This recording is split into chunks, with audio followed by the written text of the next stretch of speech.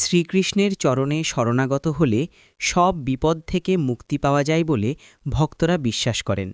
বিপদ থেকে রক্ষা পেতে এবং মনে সাহস যোগাতে আপনি নিচের এই শক্তিশালী মন্ত্রগুলো জপ করতে পারেন। শ্রীকৃষ্ণ শরণাং মামা, সবচেয়ে সহজ ও ফলদায়ী মন্ত্র। এই মন্ত্রের অর্থ হল, শ্রীকৃষ্ণই আমার একমাত্র আশ্রয়। যে কোনো বিপদে বা দুশ্চিন্তার সময় মনে মনে এই মন্ত্রটি জপ করলে মানসিক শান্তি পাওয়া যায়। বিপদভঞ্জনের মূল মন্ত্র: কৃষ্ণায় বাসুদেবায় হরয়ে পরমাত্মনে প্রণত ক্লেশনাশায় গোবিন্দায় নমো নমঃ। অর্থ: বসুদেব তনয় শ্রীকৃষ্ণকে প্রণাম জানাই, যিনি পরমাত্মা এবং ভক্তদের সকল দুঃখ ও ক্লেশ হরণ করেন। সেই গোবিন্দের চরণে আমি বারবার নমস্কার করি।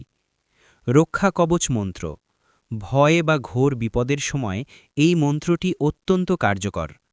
ওম নমো ভগবতে বাসুদেবায়। জপ করার নিয়ম: একনিষ্ঠ ভক্তি।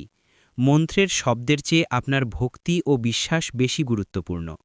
সুচিতা: সম্ভব হলে স্নান সেরে বা হাতমুখ ধুয়ে তুলসীতলায় বা ঠাকুর ঘরে বসে জপ করুন।